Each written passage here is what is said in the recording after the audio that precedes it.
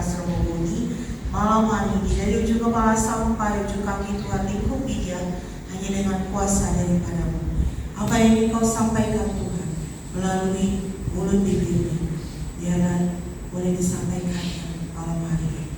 Dan kami anak-anakmu Tuhan boleh terus duduk tenang di hadapan, dengarkan setiap kata demi kata.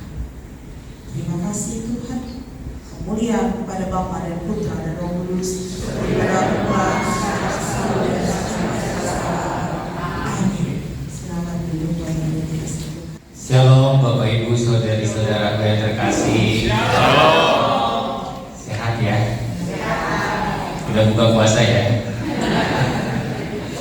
Ini kita anggap aja kita lagi taraweh gitu ya. Cuma berbeda versi. Bapak Ibu, saudari-saudaraku yang terkasih, saya ingin mengawali pembicaraan saya dengan sharing terlebih dahulu. Satu minggu ini saya itu dipadatkan dengan aktivitas mengajar terus-menerus. Dibandingkan dengan para romo yang lain, saya termasuk yang frekuensinya itu jauh lebih sering. Tugasnya itu ngajar, dan ngajar, memberikan pendalaman iman, dan itu saja yang mewarnai aktivitas saya selama 1 minggu ini. Yang menjadi kesulitan itu adalah kalau audiensnya itu berbeda-beda. Saya kemarin diminta untuk mengajar kredo, tetapi yang mendengarkan anak-anak SD. Bagaimana memeras bahan yang dipelajari hampir bersemester-semester itu dalam bahasa anak-anak dalam waktu yang sangat singkat. Itu susah banget. Dan ada rasa minder gitu ya. Ini saya harus ngomong apa gitu dengan anak-anak. Jadi akhirnya saya hanya main-main saja dengan mereka sambil menyelipkan ajaran-ajaran iman. Setelah itu datang ke lingkungan, audiensnya berbeda lagi. Ini lansia semua yang sudah hampir mau take off ke surga gitu.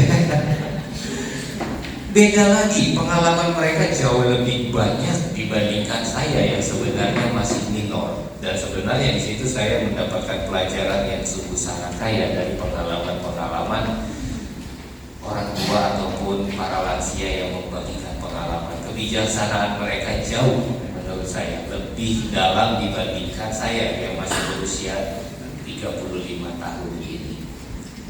Tadi pagi itu campur-campur. Ada yang lansia, ada yang muda, ada yang oma-oma, campur-campur lagi berbicara tentang Maria dan juga puasa doa Rosario. Orang-orangnya aja masih ada di sini. Nggak bosan abang lihat saya ya. Dan yang terakhir di minggu ini sebenarnya sampai hari Sabtu sih saya masih mengajar. Ini adalah sebelum terakhir saya memberikan semacam pendalaman rohani di tengah Anda semua yang dilingkupi dengan Roh Kudus. Amin. Salah satu ciri orang yang dilingkupi dengan Roh Kudus itu adalah dia penuh dengan sukacita dan hati yang penuh syukur. Maka sapa dulu di kiri kanan Anda dengan ungkapan, mari kita bersyukur, mari kita bersukacita.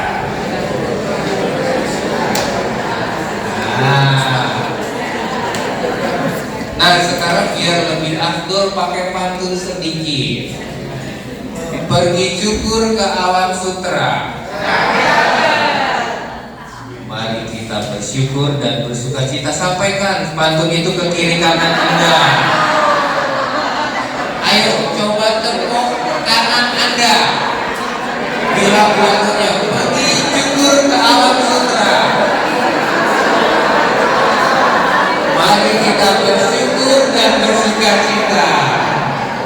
Lagi, satu lagi, tepuk kiri Anda semua, ditepuk orangnya. Sambil katakan, burung terkukur, burung kenari. Mari kita bersyukur setiap hari.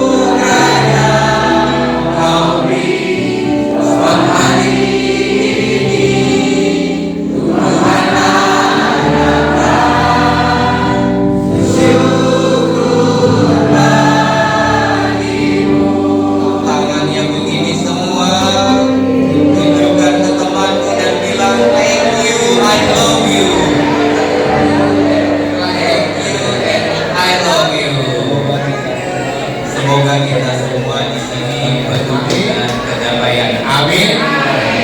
Kita nyanyikan damai, damai,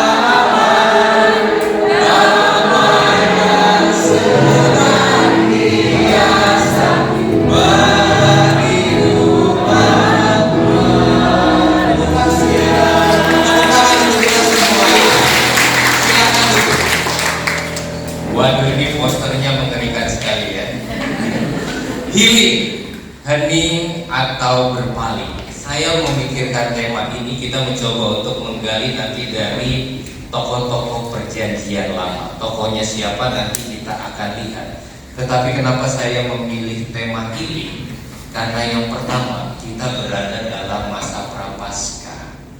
Saya berpikir sebentar lagi, moga-moga Anda semua berani dan mau menuju ruang pengakuan dosa. Ya. Supaya apa? Karena bagi saya ruang pengakuan dosa itu tempat healing yang paling istimewa. Kita di healing, kita di refresh, itu jiwanya dengan rahmat kerahiman Tuhan. Persoalannya adalah kadang kita terlalu lelah untuk mencari kerahiman Tuhan itu sendiri, atau jangan-jangan kita sudah menjadi makhluk yang mati rasa, tidak tahu lagi, tidak peka lagi terhadap dosa-dosa kecil yang lama-lama kalau ditumpuk lama-lama itu menjadi dosa yang depositonya itu semakin membengkak. Maka saya mengambil healing supaya mari kita coba melihat bahwa hening itu juga menjadi kualitas yang harus dimiliki oleh setiap orang beriman. Percaya, orang yang tidak punya habitus healing ataupun hening, itu kata kedua yang terjadi, dia akan mudah berpaling. Berpaling dari mana, Romo? Tentu saja berpaling dari cintanya kepada Tuhan. Mari kita masuk kepada latar belakang dulu. Ini latar belakang. Saya menghayati bahwa hidup itu seperti sepak bola. Saya suka sepak bola, sejak dari seminar itu saya bermain sepak bola. Dan yang menarik adalah di dalam sepak bola itu terdapat yang namanya pemenang. Untuk ada pemenang maka harus ada yang menjadi kalah ataupun pecundang. Dan juga untuk menjadi pecundang harus ada yang menang. Tapi menurut saya yang penting itu bukan pemenang ataupun pecundang, tetapi di antara lapangan sepak bola itu ataupun pertandingan sepak bola itu, mereka semua bagi saya adalah orang-orang yang menampilkan sisi juangnya ataupun daya juangnya. Bukankah kita semua di sini juga punya peran yang sama untuk berjuang dalam kehidupan itu? Dan percayalah, roda kehidupan itu terus berputar. Kalau dalam dunia sepak bola kan ada musim ke musim. Musim pertama mungkin yang menang itu adalah katakanlah Real Madrid misalnya. Tetapi belum tentu di musim berikutnya itu Real Madrid mampu mempertahankan kemenangannya. Sama kehidupan kita juga seperti itu. Maka kalau kita mengalami kegagalan di musim ini, pilihannya cuma dua, mau menyerah atau mau berjuang. Kalau kita mau terus mendorong daya juang kita, mungkin suatu saat yang menang itu akan menjadi pecundang, kita yang tadinya pecundang akan menjadi pemenang. Dan itu bisa kita pelajari dari tokoh-tokoh dalam perjanjian lama. Kuncinya adalah hening. Lanjut. Nah, ini dia. Tahu yang kita Saul? Ada yang mau kita cuci? Gak ada, sudah terbatin yang di dalam hati, percaya ya. Sudah ingat semua pasti, kita cuci. Ya, ini adalah tokoh perjanjian lama. Sebenarnya ada banyak kisah tentang bagaimana kita belajar dari tokoh-tokoh perjanjian lama, tetapi saya memutuskan dua saja, jangan terlalu banyak gitu ya. Dua. Sebenarnya tadi saya menimbang-nimbang apakah perempuan dan laki-laki, tapi menurut saya ini yang sedang relevan. Kalau Anda perhatikan majalah Tempo, ada yang baca Tempo di sini ataupun memperhatikan koran, beritanya itu tentang hak angket kepemimpinan, tentang bagaimana kekuasaan gitu. Dan kita mau belajar dari sini, belajar dari dua figur ini, Saul dan Daud. Tahu ya kisahnya, kita di Bina Iman Anak itu sudah hafal tentang kisah Raja Saul dan kisah Raja Daud ya. Hafal ya kisah Raja Saul gimana? Oh mungkin dulu gak pernah Bina Iman Anak ya. Saya yakin yang diingat pasti Daud, dan yang diingat itu juga pasti kejatuhan Daud dengan Bathsheba. Itu yang paling melekat dalam kehidupan kita. Memang manusia itu kalau mengingat hal yang negatif itu jauh lebih kuat, tetapi kalau mengingat hal yang positif itu kadang kurang kuat. Mari kita ke Saul dulu. Saul, arti namanya itu yang diminta. Sebenarnya mepet-mepet dengan Samuel ya.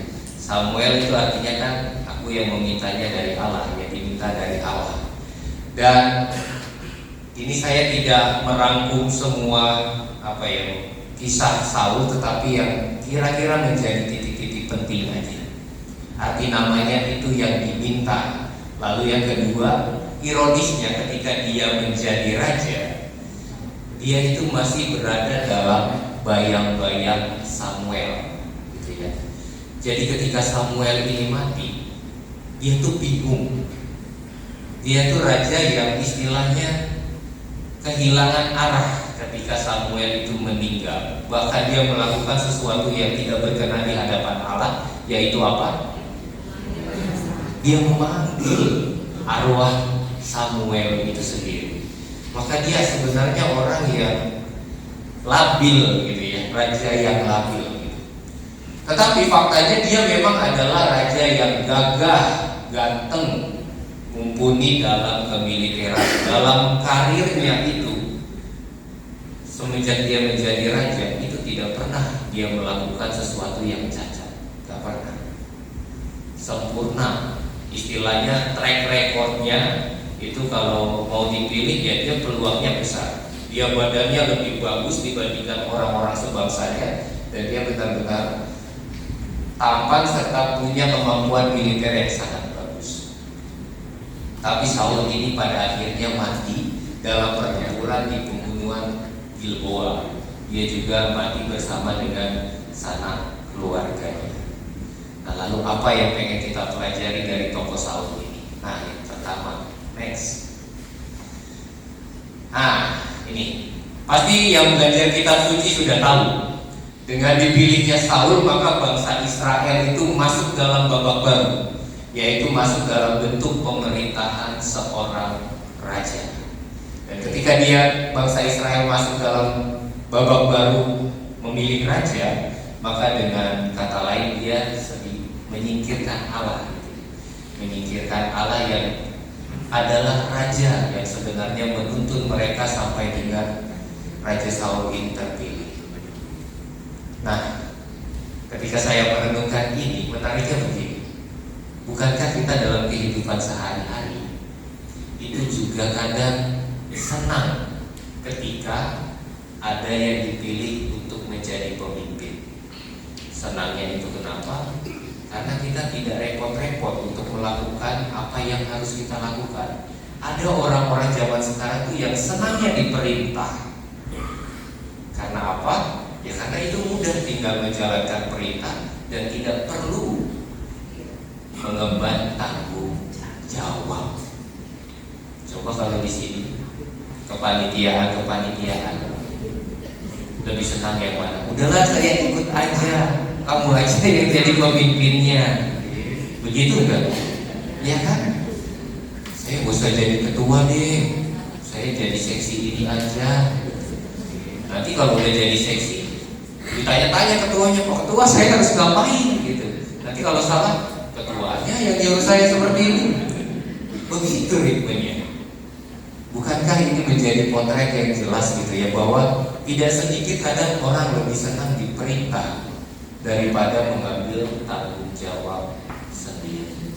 Itu poin pertama yang dari titik peristiwa Saul yang akan menjadi raja, dan kita bisa berefleksi tentang diri kita sendiri itu bagaimana. Lalu yang kedua, ketika Samuel mengumumkan Saul menjadi raja, ia malah pergi menyembunyikan diri karena dia mendengar orang berkomentar seperti ini. Masakan orang ini dapat menyelamatkan kita? Bapak Ibu saudari-saudaraku yang terkasih, kita hidup di dunia medsos.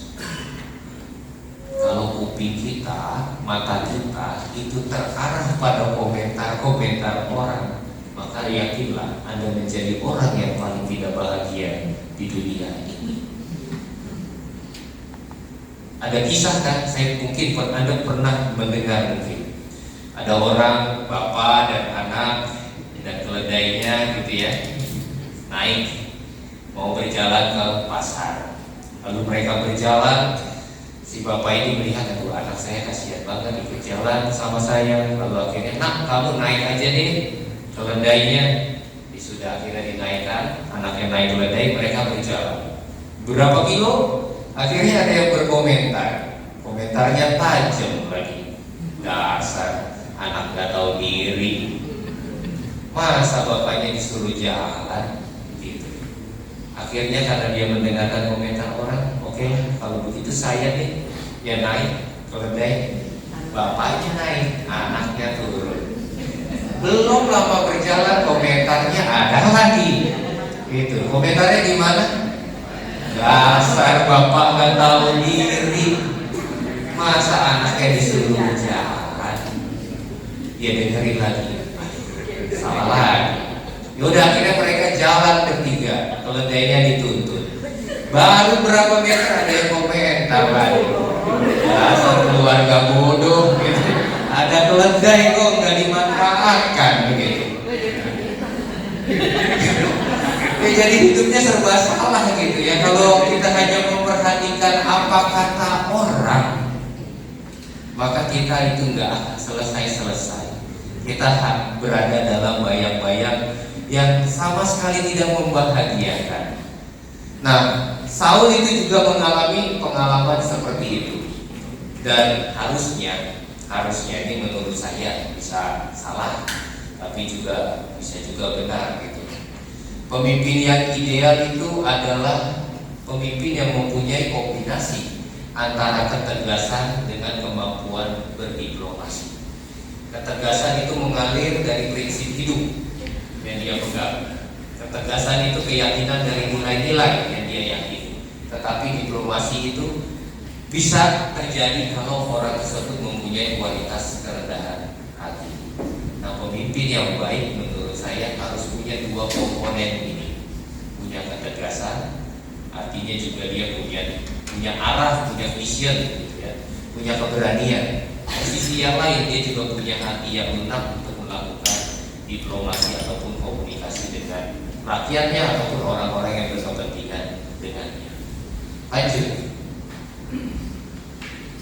Nah, ini nanti silakan Anda memberikan pendapat ya. Jadi Samuel waktu itu memerintahkan Saul untuk menghancurkan orang Amalek.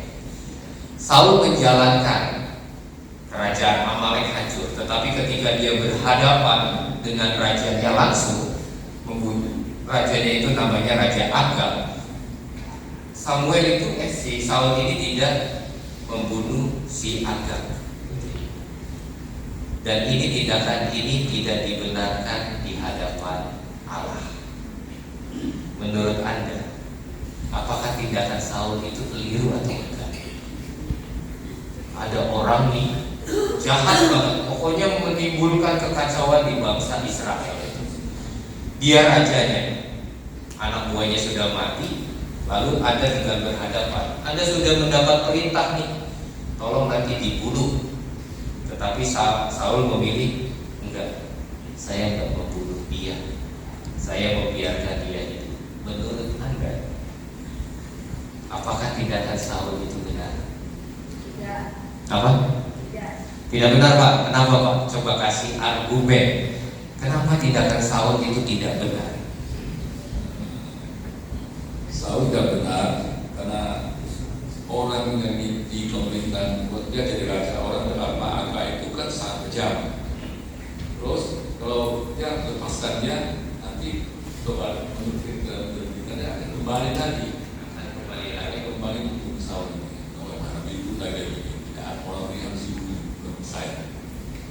Ada yang punya pendapat lain nggak? Tadi pandangannya tuh, ya dia harus dibunuh loh.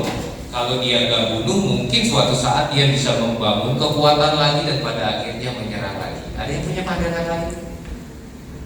Oke, silakan ya di belakang, maju ke depan. Aduh, saya belum makan, lapar.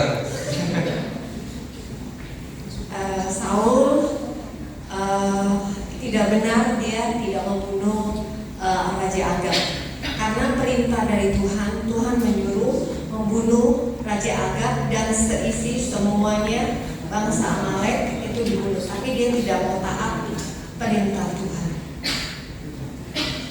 Di sini pandangannya Saul salah karena itu perintah Tuhan, harusnya dia membunuh. Apakah membunuh sesuatu yang dibenarkan? Gimana yang lain? Yang lain ada punya pandangan? Diskusi dulu nggak apa-apa.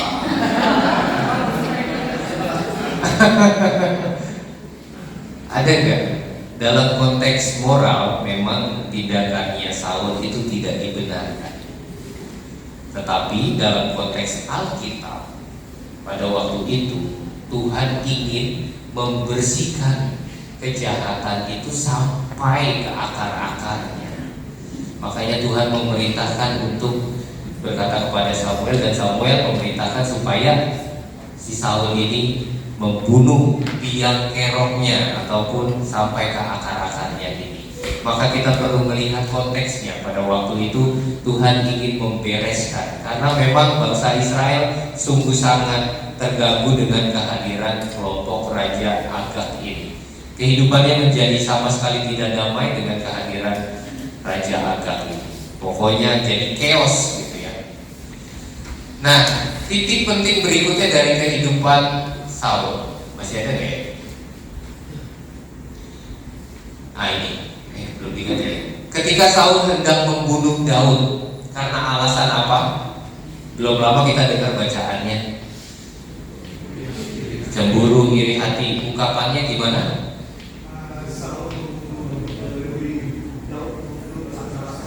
Berlaksa-laksa. Inilah yang menjadi cikal bakal kenapa Daud itu menjadi buronan, ya buronannya si Saul gitu ya. Dan ketika dia tiba di negeri yang namanya Nob, Daud bersembunyi ke sana. Lalu ada Nob itu kota para imam, dan para imam pada waktu itu nggak tahu kalau Daud ini adalah buronannya si Saul. Dan para imam yang hanya membantu saja gitu ya, hanya membantu memberikan makanan dan juga memberikan sesuatu untuk kehidupan Daud di sana. Tetapi yang terjadi adalah ketika Saul sampai di sana, padahal para imam itu sudah menjelaskan, kami tidak tahu kalau engkau mencari kalau engkau mencari Daud, dan kami juga nggak tahu kalau dia itu sedang sedang diburu gitu. Tetapi ketika imam sudah menjelaskan seperti itu, tapi karena panas hatinya Raja Saul ini, akhirnya dia membunuh seluruh penduduk kota Nob itu sendiri. Nah, saya memberi catatan, inilah bahaya dari nafsu akan popularitas dan juga iri hati. Di zaman sekarang siapa sih yang gak pengen populer? Orang apa-apa aja selfie, posting. Apa-apa aja melihat makanan itu story. Semuanya kayaknya kehidupan kita ingin diketahui agar orang lain itu juga tahu. Hati-hati kalau kita tidak punya kemampuan hati yang hening dan bening, kita terjebak dalam popularitas dan iri hati. Sudah buat renungan banyak-banyak, sudah buat konten macam-macam, tapi kok subscribernya cuma sedikit, yang like cuma sedikit. Nah, itu bisa masuk ke dalam penjara seperti itu. Lanjut. Nah, ini beberapa refleksi yang ingin saya tawarkan kepada Anda. Yang pertama, menjadi pemimpin sejati itu ternyata nggak gampang. Kenapa? Karena pemimpin sejati itu pasti dia akan berusaha memikirkan rakyatnya hidup aman, damai, sejahtera. Nah, masalahnya ketika orientasi pemimpin untuk berkuasa, maka kepemimpinannya tidak akan bertahan lama. ketika nafsunya itu sudah berkuasa. Bukan pertama-tama memikirkan bagaimana rakyat saya itu sejahtera, bagaimana umat saya sejahtera. Nah itu maka tidak akan bertahan lama dalam catatan-catatan sejarah seperti itu. Kenapa? Karena kesombongan sudah menguasainya. Di mana ada kesombongan, disitulah benih kehancuran sudah bertunas sebenarnya. Dan kejatuhan Saul dimulai ketika ia tidak taat mendengarkan suara Allah dalam hatinya. Dengan kata lain, Saul sudah kehilangan keheningannya, maka Saul mulai berpaling dari Tuhannya. Ini yang kita bisa pelajari dari tokoh yang pertama bernama Saul. Mari kita masuk ke tokoh yang kedua. Ini tokoh yang sangat fenomenal. Kalau menurut data kitab suci, dalam perjanjian lama itu namanya disebut lebih dari 1000 kali. Banyak gitu ya. Berarti dalam perjanjian lama itu Daud itu sering kali disebut. Dalam perjanjian baru itu 59 kali. Bahkan Yesus pun kadang disandingkan dengan tokoh ini. Kita ingat kisah Yesus anak Daud, kasihanilah aku. Nama Daud muncul di sana. Dalam silsilah Yesus, dalam kitab Matius juga nama Daud ini lagi muncul. Dan Daud itu artinya adalah kesayangan atau yang dikasihi. Maka kalau ada mempunyai orang yang menjadi kesayangan Anda, panggil aja Daud. Mungkin rasanya gak mesra gitu ya, tapi artinya memang kesayangan gitu ya. Kesayangan atau yang dikasihi. Dan menariknya menurut saya bahwa Daud ini memulai karirnya itu dari nol. Dia gak pernah berambisi untuk menjadi raja. Dia itu hanya seorang gembala. Lalu sebenarnya ada satu tahapan di sini. Dari gembala dia menjadi penyair, pemain harpa. Karena kalau gembala di sana itu lebih elit dibandingkan dengan gembala di Sunda, tempat saya. Kalau di Sunda itu mainnya seruling, gitu ya, kayak kabayan gitu. Tapi kalau di sana itu mainnya kecapi. Nah, tahapnya itu mulai dari gembala, prajurit, lalu pada akhirnya dia dilantik, diurapi menjadi raja. Dan dalam diri Daud ini ada dua hal juga ya, seperti dua sisi koin ya, mata koin itu. Dalam dirinya itu tampil figur yang suci sekaligus berdosa. Sama sebenarnya seperti Anda dan juga saya. Kadang kita tampil dalam figur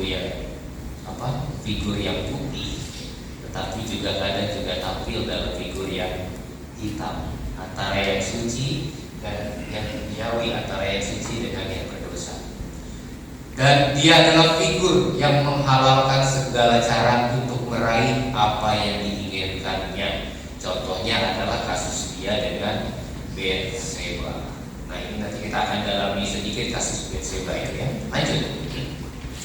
Nah ini titik-titik penting dalam hidupnya.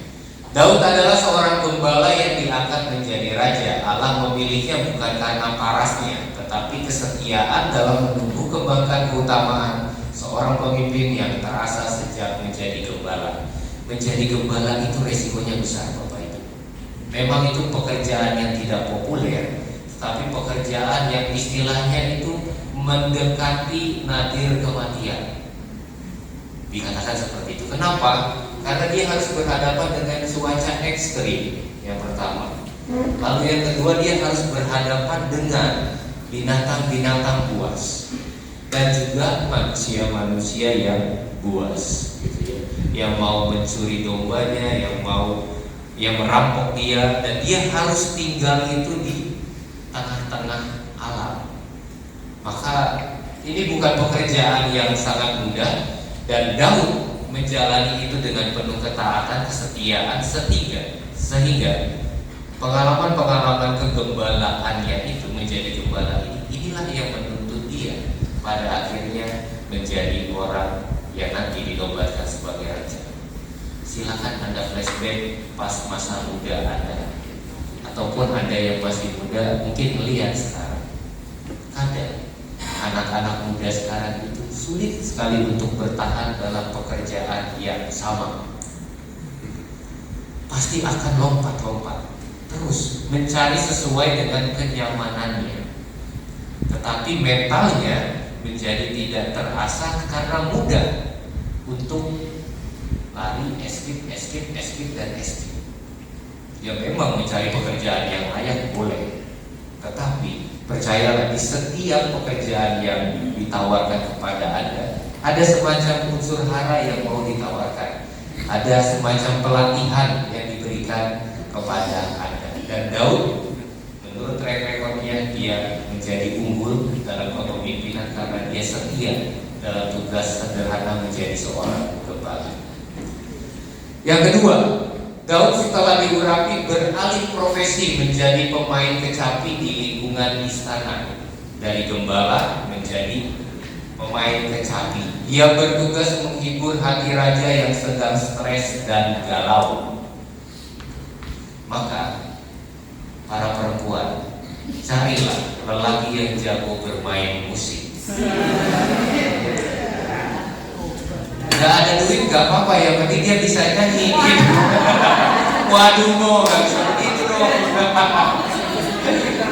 Ya kadang tuh wanita hatinya mudah dulu dalam keromantisan seperti itu. Untung saya hanya bisa.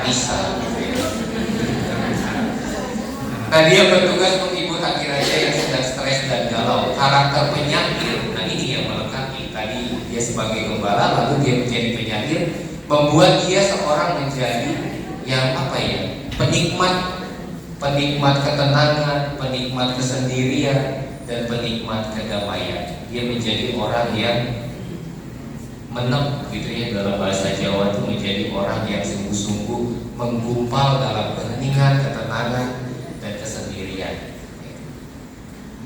Lanjut. Nah, dari penyair dia lalu menjadi hero dengan melawan Goliat ya bagi bangsanya. Ironisnya kemudian Daud yang tadi saya katakan dia menjadi buronan, korban dari iri hati Saul. Namun karena kehendak Allah dia pada akhirnya menjadi raja di usia 30 tahun. Anda 30 tahun jadi apa? Saya 30 tahun jadi pastor.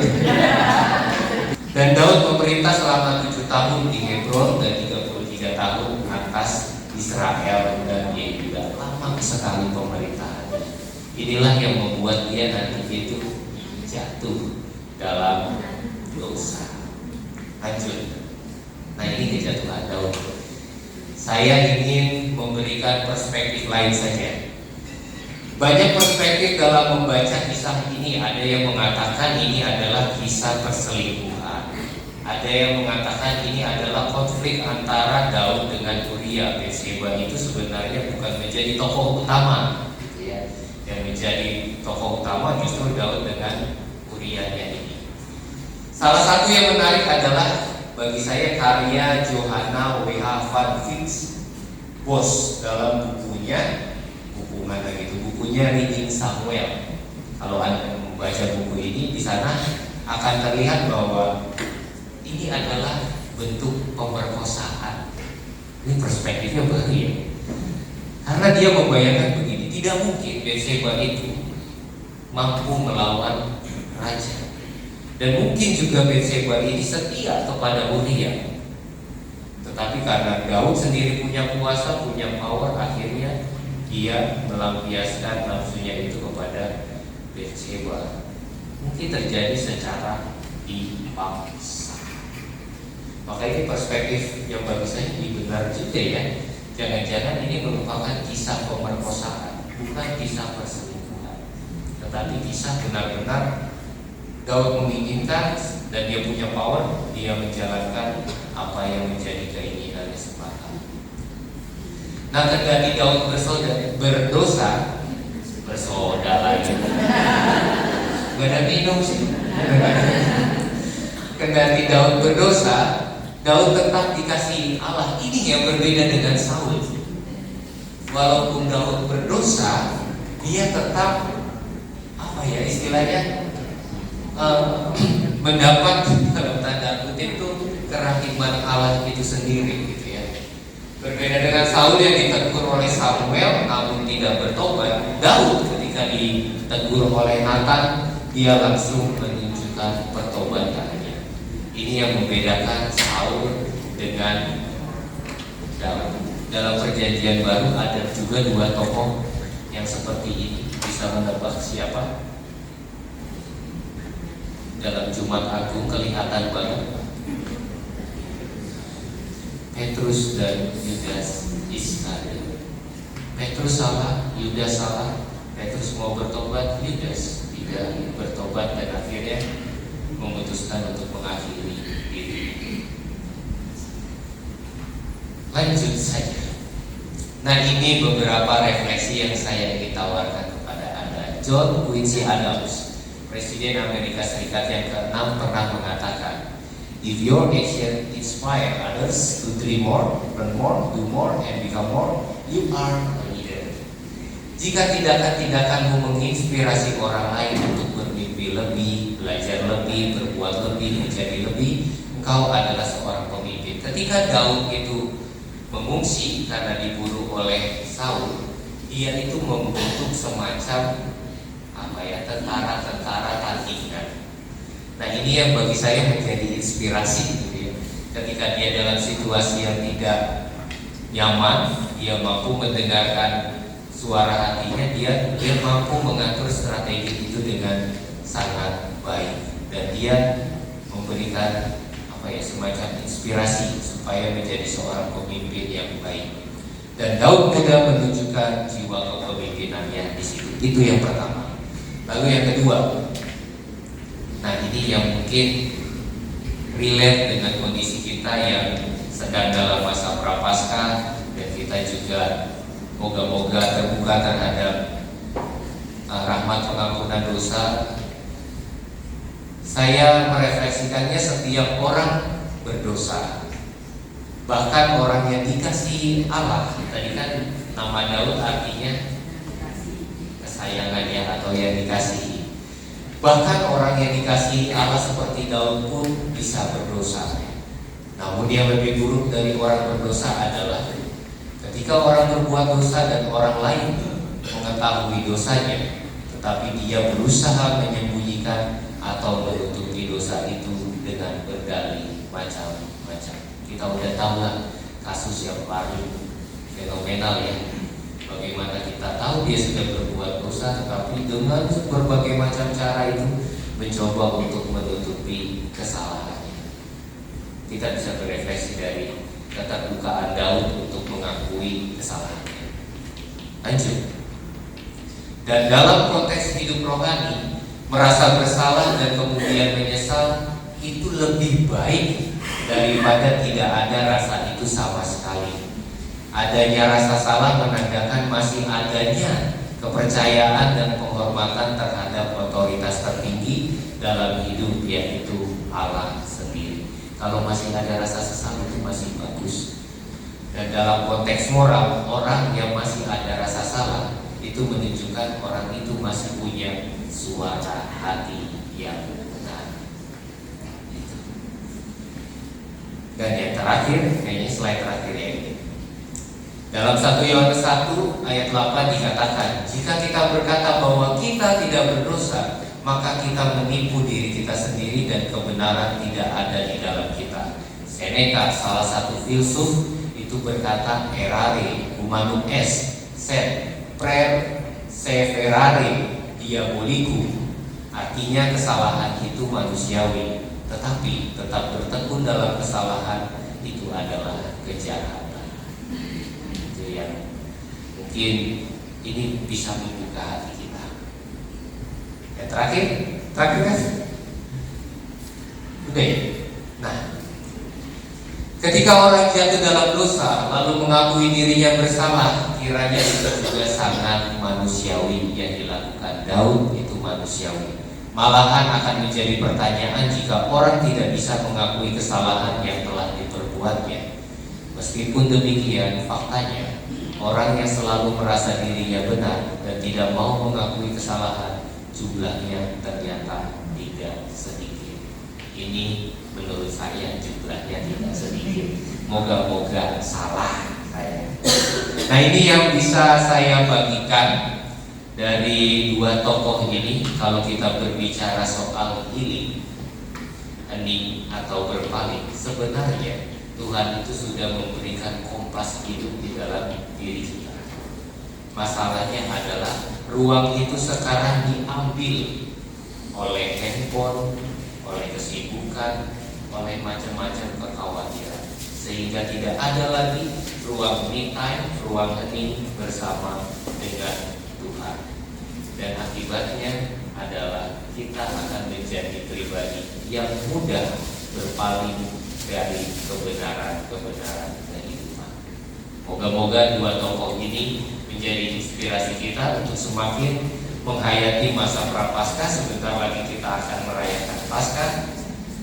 Bertobatlah, kerajaan Allah sudah dekat. Kalau belum puas, saya kasih abu lagi di dahinya. Begitu saja Bapak Ibu saudara-saudara yang terkasih, semoga ini semua menjadi bekal rohani bagi kita semua, supaya hidup kita menjadi hidup yang terarah dalam kebaikan dan tidak selalu lelah untuk selalu berusaha bertobat karena kekuatan Tuhan. Amin.